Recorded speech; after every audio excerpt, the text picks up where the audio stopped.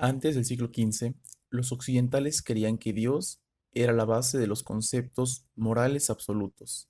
La racionalidad, la dignidad humana y la verdad eran el punto de partida hacia el conocimiento, y la sabiduría era Dios, quien proporcionaba la lente con la que uno podía interpretar adecuadamente la realidad y la experiencia humana.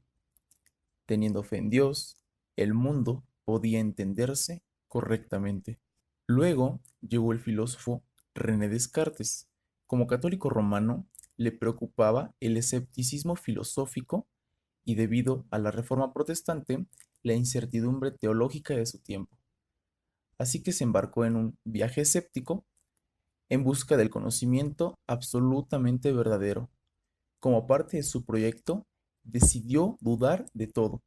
Tal vez un genio malicioso estaba jugueteando con su mente, o tal vez todo era una ilusión, pero concluyó que por lo menos sabía que estaba dudando, lo cual es una forma de pensamiento.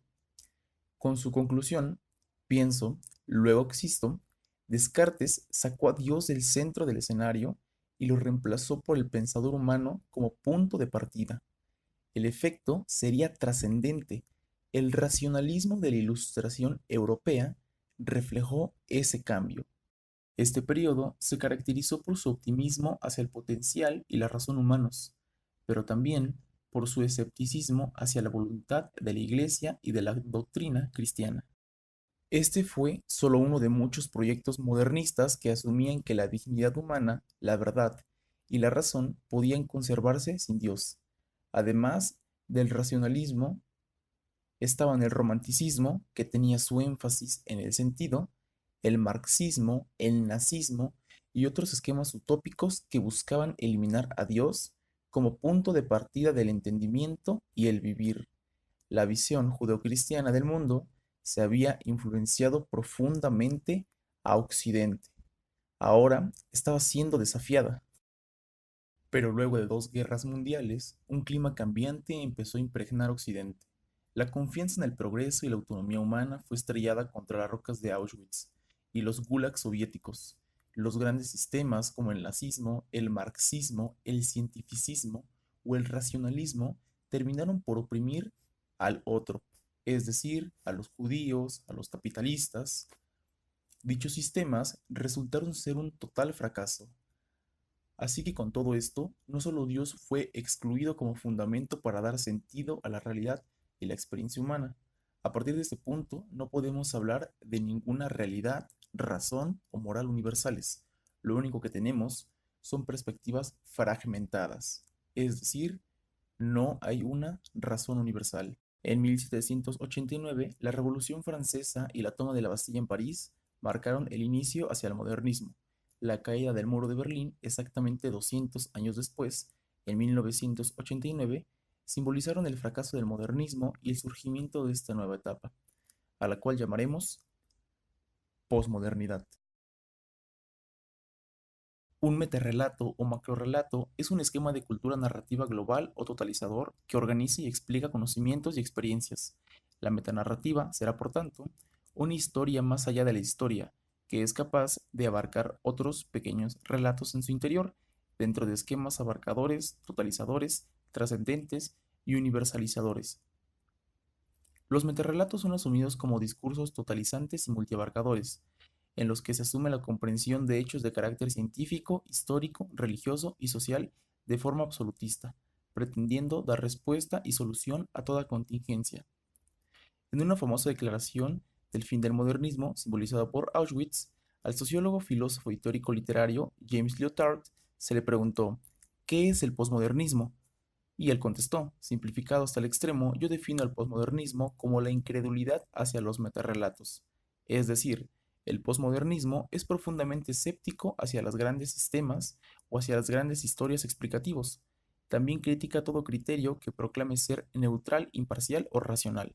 Mientras que el modernismo buscaba sistemas totalizantes y una certeza absoluta, el posmodernismo ahora los pone en duda de dos maneras.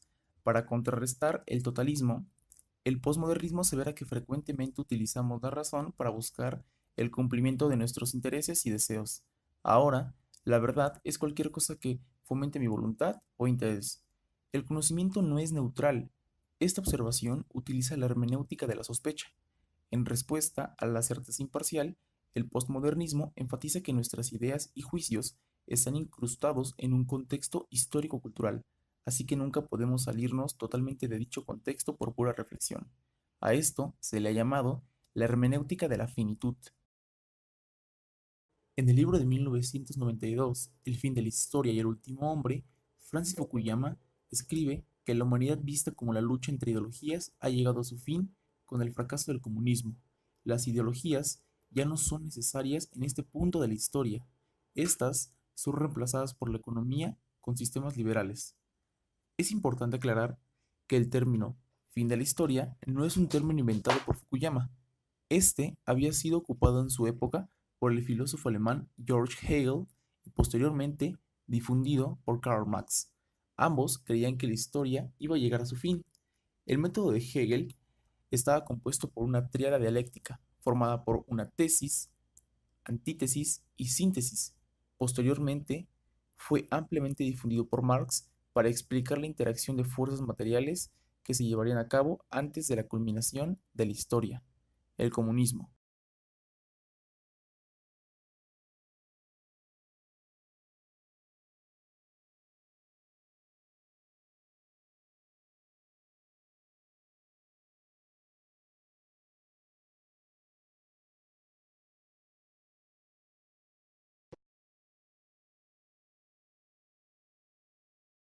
Metarrelatos son estas como ideologías que se tienen pues, para concebir el mundo de lo social, económico, político, ¿no? Por ejemplo, una ideología puede ser la de Marx, que era el economicismo, la economía política, que tenía que ver con esto mismo, ¿no? Del socialismo, o sea, capitalismo, socialismo y comunismo, ¿no? O sea, se concebía al mundo con base a este relato que era que el proletariado iba a ser el sujeto revolucionario y estaba en una lucha de clases con el señor burgués y pues se iba a dar la revolución proletaria y que iba a desencadenar el socialismo y posteriormente para culminar en el comunismo, ¿no? Ese era un relato que le daba sentido en ese momento a la vida en sí, ¿no? Eh, Otro metarrelato podrá ser, no sé, pues el discurso democrático liberal en el que pues la mayoría de los países ahorita se montan, que es concebir a los individuos como iguales, pero con una cierta filosofía económica que tiene que ver con esta onda de dejar pasar un poco lo que mencionaba Smith, Adam Smith, entonces, pues básicamente, esos son unos ejemplos, ¿no? Básicamente los metarrelatos son esa forma en la que, el sentido que se le da al mundo en sí, ¿no? La manera en la que nosotros podemos comprender lo que es el mundo en su, bueno, no en su totalidad, pero sí alguna que otras cuestiones sociales, ¿no?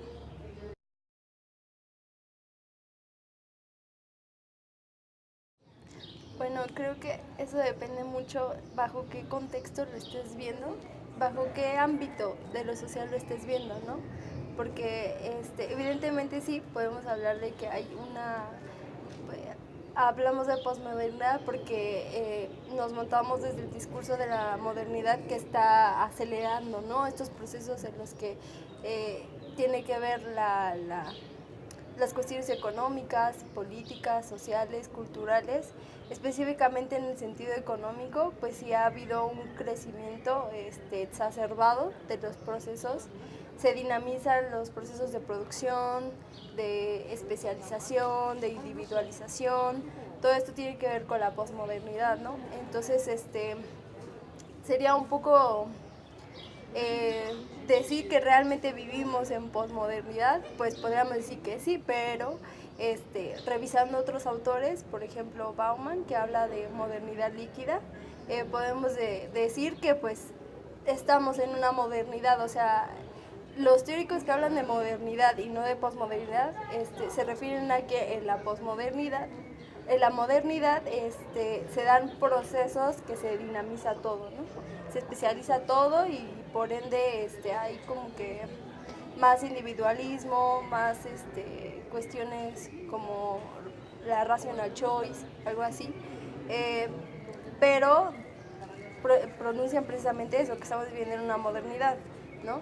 Los que se montan en el discurso de posmodernidad mencionan que la modernidad está muerta, ¿no? O sea, que precisamente hay ciertos elementos como el fin de los metarrelatos, cuestiones como que los sentidos ahora es lo que pues permea en el conocimiento, o sea, la relatividad con la que se entiende el conocimiento, ¿no? O sea, la modernidad también se caracteriza por esta onda de racionalidad, todo se racionaliza, ¿no? Entonces, siempre hay medios fines para todo, ¿no?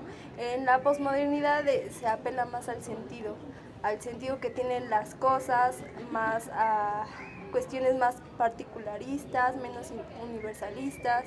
Entonces, pues pienso que en algunos ámbitos sí se puede decir que hay posmodernidad, podemos verla un poco más visible, y hay otros en los que pues sí me costaría un poco más decir que puede haber posmodernidad. No sé, en la academia, por ejemplo, podemos hablar de que el círculo, las élites académicas, cómo se construye el conocimiento ahorita, pues sí está muy influenciado por este discurso posmoderno. No sé si, bueno, hay literatura de colonialismo que tiene que ver con esto, que es no partir del eurocentrismo, sino más como América Latina, construir un conocimiento, ¿no? A eso me refiero con los particularismos, ¿no?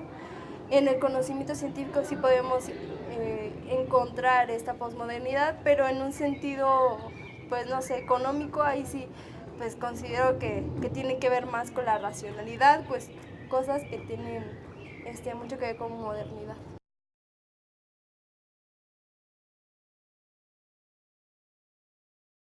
En la modernidad básicamente el principio básico era la racionalización, ¿no? La racionalidad, que esto que tiene mucho que ver con lo que mencionas de la subjetividad, que lo incorpora pues sí el discurso posmoderno, y un poco esa onda economicista con la que se pensaba al mundo, ¿no? Lo económico determina lo social, lo político, ¿no? Pues no, ahora en la posmodernidad pues se considera lo cultural como una arista que sí interviene en lo económico, pero no es lo único, ¿no? Con lo que se puede explicar los problemas sociales, ¿no? Sino también pueden existir otros, otras cuestiones, no sé, los sentimientos, por ejemplo, las emociones, cuestiones como esas que apelan a la subjetividad, pero obviamente pues sí está acotado, o sea, subjetividad no hablamos de un sentido común, ¿no? O sea, algo, como un conocimiento que se tiene así generalizado, ¿no? En todo, no especializado, ¿no? O sea, es un conocimiento pues sí específico, la subjetividad. A partir de la llegada de la posmodernidad, la palabra escrita es suplantada por la imagen.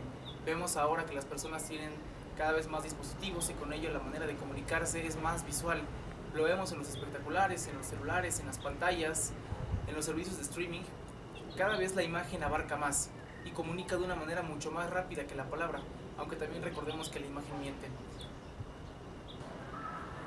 Algunos apóstatas modernos como Jean Baptiste, Lyotard, Johann Derrida o Walter Benjamin ven en la posmodernidad una nueva esperanza que fue rota por la modernidad, que como ya se mencionó anteriormente con la caída del muro de Berlín, la modernidad se ve fragmentada.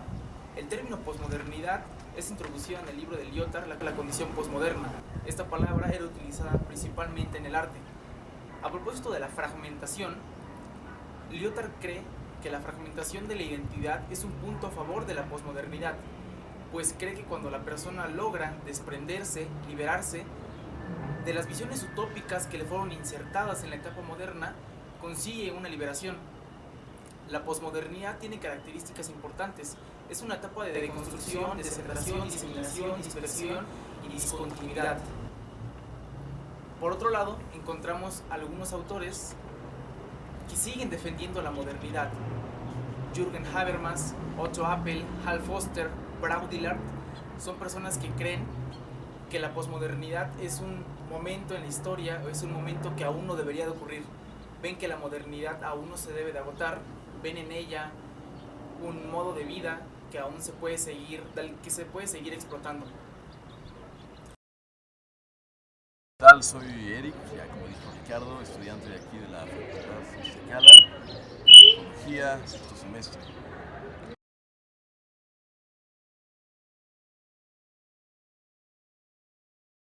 Es una pregunta muy complicada de resolver, honestamente, en la que, ¿cómo decirlo? Yo creo que, pues, sí existe la modernidad en el sentido de que pareciera que las personas tenemos una tendencia diferente, ¿no? Una tendencia enfocada a la reestructuración. Bueno, justamente eso que acabas de decir, ¿no? O sea, cómo es que en este contexto, si se pudiera llamar así, entiendas lo que se entienda como contexto, está orientado discursivamente al menos al yo, ¿no? A la realización del ser. Pero justamente esto resulta problemático al hablar de una sociedad, ¿no? O sea, porque ¿cómo es que se entiende una sociedad? ¿No? Creo que valdría la pena preguntarnos eso, ¿no? ¿Qué es la sociedad realmente? ¿Cómo puede entenderse esta a partir de otra cosa, ¿no? Que en este caso es la posmodernidad. Ahora, ¿cómo es que esta se ve involucrada? Pues, a mi parecer, creo que justamente con el desafío, la deconstrucción de los fundamentalismos en discurso. ¿Por qué? Pues porque sigue habiendo muchos fundamentalismos, o sea, porque ¿qué tenemos el día de hoy, no? Pues una moral que, a diferencia, por ejemplo, del siglo pasado, que era como más persecutoria, hoy nos dicta hipertolerancia, hoy nos dicta goce, ¿no? O sea, el discurso moral bajo el cual nos regimos hoy, que yo me atrevería a decir en ese entonces posmoderno, pues justamente te orienta al disfrute, ¿no? A evitar a toda costa el displacer, a buscar el goce en todo lo que hagas, a un sistema de producción, o sea, de autoproducción, ¿no? Y de autogestión. En este sentido, yo creo que pues así es como se ve involucrado, ¿no? Hay como, yo tengo una idea, justamente hablando de fundamentalismos, cuestiones, tal vez no sé si decir las geográficas, pero empiezan como a difuminarse, ¿no? Como aquello que llamamos lo indígena, aquello que llamamos lo occidental o lo oriental, pues pareciera ser que cada día eso está más borroso, ¿no? Está más lejos, es más líquido, porque, pues, ¿cuál es la diferencia, no? O sea, a partir de la Segunda Guerra Mundial, pues, justamente se manchan, ¿no? Las culturas, se sitúa una hegemonía de pensamiento, ¿no? Con la caída del muro de Berlín, pues se consolida el triunfo del capitalismo como pensamiento hegemónico, sobre todo, ¿no? Entonces yo creo que, ¿cómo es que, retomando la pregunta, cómo es que se ve involucrada esto que llamamos la sociedad? Pues justamente haciéndolas líquidas.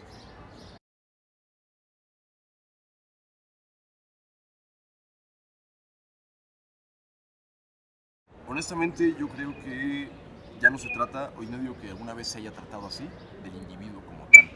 Creo que lo que se prioriza hoy en día no es el individuo, creo que lo que se prioriza es la ideología. La ideología justamente de lo que estamos comentando, ¿no? La ideología hipertolerante, de goce, de respeto, ¿no? De estos movimientos. Se prioriza la ideología, como te comentaba, en un sentido meramente biopolítico, ¿no? O sea, el sacrificio del cuerpo para satisfacer una ideología, que dirían algunos teóricos, evitando la castración, ¿no? Del otro a través de mí.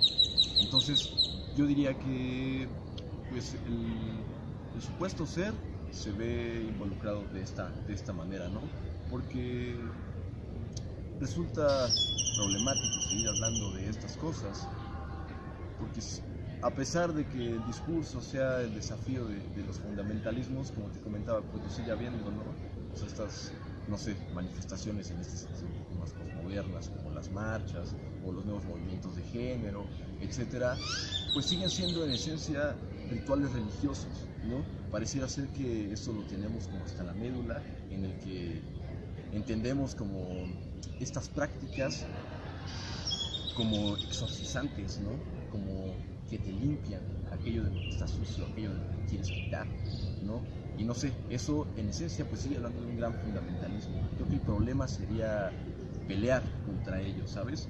Y justamente es lo que te decía, hablar de cuestiones como filosofía, psicología, sociología, pues seguimos hablando de aquello que llamamos lo occidental, pero no sé hasta qué punto realmente existe ya lo occidental en las sociedades, incluso el mismo ser, ¿no? O sea, pues porque, no sé, este rollo biopolítico a mí me trae muy loco, honestamente. Ok. Bueno, entonces, después de estas 3 breves preguntas, concluimos con el reportaje y gracias por echarme la mano. En una época de desencanto, donde las utopías se encuentran como algo inalcanzable y donde la economía pasa a tener otro foco de atención, ya no se encuentra en la producción, ahora se encuentra en el consumo. El mercado es el nuevo ordenador social, una tarea para lo que no está hecho. El Estado es debilitado, se impone el modo neoliberal, una mutación del capitalismo a nivel global, un sistema con una gran fuerza que genera más y más desigualdad. La posmodernidad se transforma en el soporte cultural que le dará sustento y sentido al nuevo modelo económico, el neoliberalismo. Y es así como para las grandes corporaciones ya no solo somos ciudadanos, ahora pasamos a tener el papel de consumidores. Anteriormente los sistemas económicos estaban sujetos al Estado y vivían simplemente ahí, vivían anclados a lo que el Estado podía demandar, a lo que el Estado podía producir.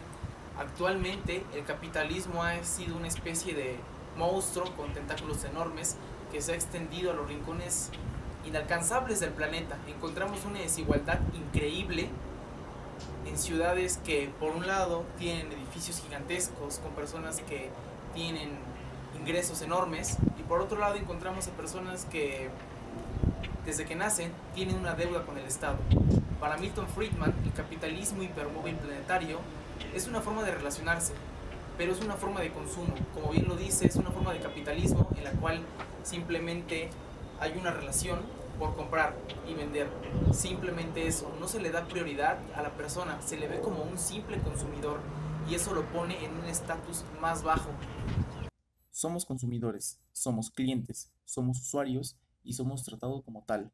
Nuestra condición es tratada con base en nuestra condición de consumidor, el cual busca despegarse de los demás consumidores, ser único, tener estilo, ser diferente, aunque irónicamente cada uno busca ser diferente y lo hace de la misma forma, lo cual lo hace igual a los demás. Al predominar la categoría de consumidores por sobre la categoría de trabajadores, la nueva crítica no es ya la ética del trabajo, sino la ética del consumo. Estamos en un mundo que busca una forma correcta de consumir, una forma ideal y que crea derechos para quien consume. Y como se trata de una condición general, esta no se detiene a las puertas de la pobreza. Por el contrario, consumir es una forma de vida que abarca más allá de su capacidad de compra, mayor o menor.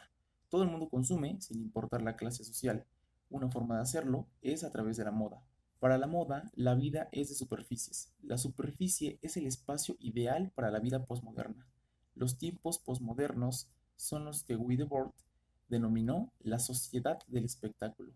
Vivimos patinando sobre un lago delgado de hielo fino. Vivimos sin detenernos, sin pausas, porque el que se detiene pierde. El que no se mueve pierde, el que no cambia pierde. Moverse es cambiar y el cambio es un factor importantísimo en la posmodernidad. Cambiar y adaptarse constantemente es algo bueno.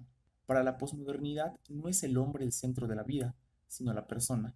El hombre es el protagonista de la modernidad, de la época pasada, mientras que la persona es alguien individual. Son hombres y mujeres con rostro. Aquí predomina el egocentrismo. Nadie es más importante que yo es un lema que escuchamos frecuentemente. El otro está fuera de foco. Es una etapa que se caracteriza por un gran narcisismo. El filósofo sociólogo francés Gilles Lipovetsky lo denomina personalismo, la cual es una forma hiper del individualismo presente en la posmodernidad. Un punto muy importante en esta etapa es que la razón deja de ser factor humano por excelencia. Su lugar lo ocupa el deseo. El deseo es la fuerza que determina nuestras conductas y decisiones. Se busca la satisfacción inmediata. La persona posmoderna se convierte en un ciclo de deseos y satisfacciones que continúan sin cesar, sin pausa. Domina el principio de placer por encima del principio de realidad. Los tiempos de espera se eliminan. El placer se vuelve algo urgente. Para Bowman, las relaciones en el mundo actual ya no son algo que esté anclado al futuro. Así como uno puede conectar y desconectarse en las redes, también puede conectar y desconectarse en una relación. Se busca, como ya bien se dijo, el hedonismo. Ejemplo de ello son aplicaciones que se han creado para celulares, como Grindr o Tinder, que si bien no solo buscan encuentros casuales, sí sirven y ayudan para que las personas puedan tener simplemente eso. Bowman, en su libro El amor líquido, aborda la fragilidad de los vínculos humanos dentro de la ambivalencia de la modernidad líquida. Se tiene el anhelo de que los vínculos estén apretados y al mismo tiempo flojos, así como una sensación de inseguridad y fugacidad ante el amor líquido. Como afirma Bowman en el prólogo de su libro, los hombres y las mujeres de nuestro tiempo están ávidos e incluso desesperados por relacionarse, para sentirse seguros porque saben que son fácilmente descartables, pero también desconfían de vincularse y en particular de vincularse para siempre, ya que ello les genera tensión.